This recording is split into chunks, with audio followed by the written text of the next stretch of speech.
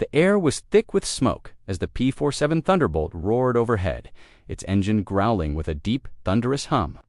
Below, a German Panzer column stretched out along the dusty road, unaware of the incoming danger. The pilot, a seasoned airman, had already locked onto his target, his hands steady on the controls. He dove toward the ground, the earth growing larger, faster. In the span of a few seconds, the sky lit up with the bright flashes of gunfire. The P-47's 8.50 caliber machine guns hammering down on the enemy below. Tracer rounds cut through the smoke, tearing into the armor of the lead tank. The sound of explosions and twisting metal was deafening. Within 6 minutes, the once formidable column was in ruins. The P-47 banked sharply, its mission complete, leaving behind a scene of chaos and destruction.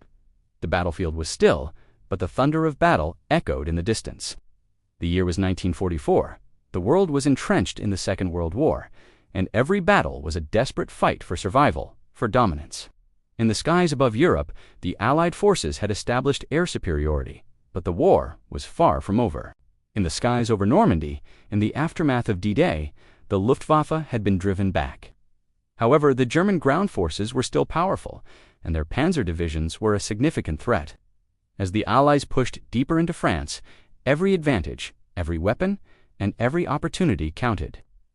The P-47 Thunderbolt, developed in the United States, was one of the most formidable fighters in the Allied arsenal.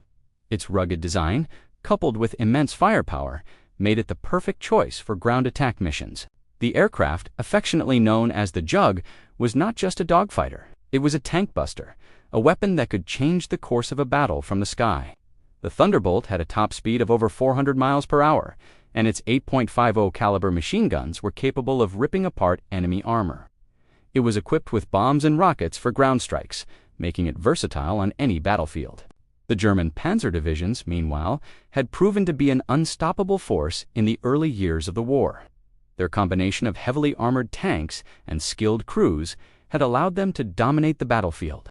However, by 1944, the Panzer forces were facing significant challenges. The Luftwaffe was in retreat, and the Germans were stretched thin, their resources depleted. The tanks, while still formidable, were now vulnerable to the relentless strikes from Allied air forces. On June 26, 1944, during the Battle of Normandy, the stage was set for one of the most remarkable displays of air superiority. A group of P-47 Thunderbolts from the 56th Fighter Group, known as the Zemsky's Wolfpack, was tasked with providing close air support for advancing ground troops. The German Panzer column they encountered was moving through a narrow, winding road near the town of St. Lay. This would be the moment where the P-47 would demonstrate its lethal efficiency. The pilot in the lead P-47, Captain Al Slick Swamy, had flown numerous missions, but this one would be different. He was familiar with the terrain, having flown over the region countless times. His mission was clear: destroy the Panzer column before it could regroup and pose a threat to the advancing Allied forces. The Thunderbolt's heavy machine guns rattled as Swamy dove towards the enemy tanks. The P-47 was equipped with a powerful gun sight that allowed Swamy to focus on his targets with deadly precision. His first burst of fire struck the lead tank, setting it ablaze. Within seconds, the second tank was hit, and then the third. The P-47's powerful guns tore through the German tanks, each burst of fire a death sentence for the armored vehicles below. On the ground, the German tank crews were unaware of the incoming threat until it was too late. The Panzer crews had spent the previous days engaged in fierce combat with Allied forces, and their nerves were stretched thin.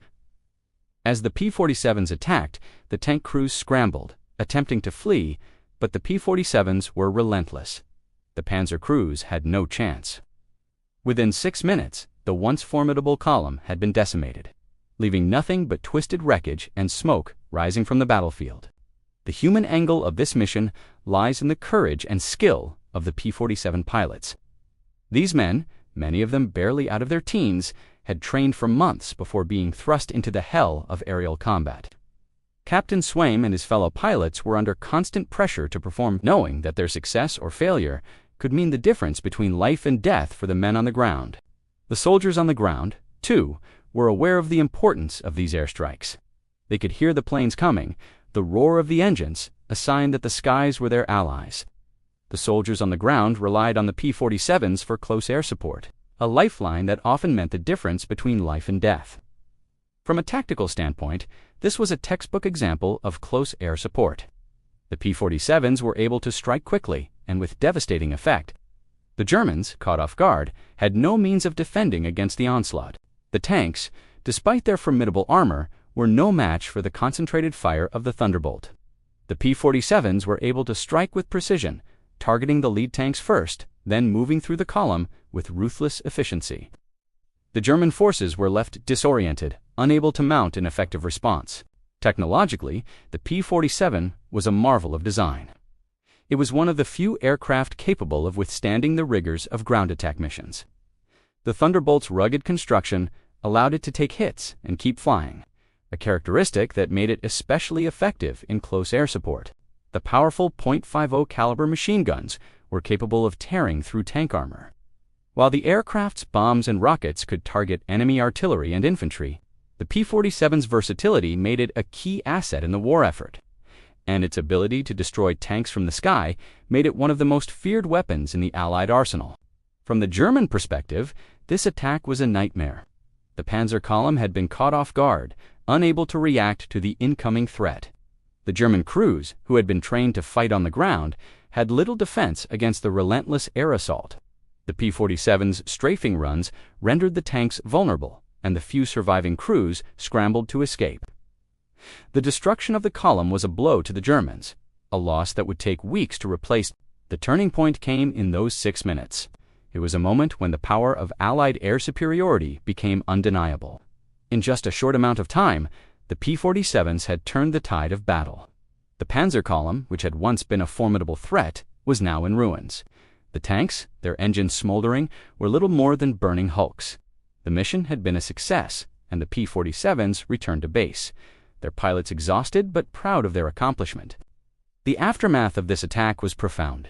The destruction of the Panzer column crippled the German forces in the region, preventing them from mounting an effective counteroffensive. The loss of armored vehicles, combined with the psychological impact of the attack, weakened the German morale. The Allies, emboldened by this success, pressed on, securing more territory as the Germans scrambled to recover. For the soldiers on the ground, the attack was a turning point. It allowed them to advance with greater confidence, knowing that they had air support they could rely on. The Germans, meanwhile, faced an uphill battle, their forces stretched thin and their resources dwindling. The lessons learned from this attack were significant. It demonstrated the power of air superiority and the critical role that close air support played in modern warfare. The P-47 Thunderbolt, with its powerful armament and rugged design, became a symbol of Allied strength. For the soldiers on the ground, the attack showed the importance of coordination between air and ground forces. It was a clear example of how air superiority could shape the battlefield and change the course of a battle in a matter of minutes. This battle, like many others in World War II, would leave a lasting impact on military strategy, influencing tactics for decades to come.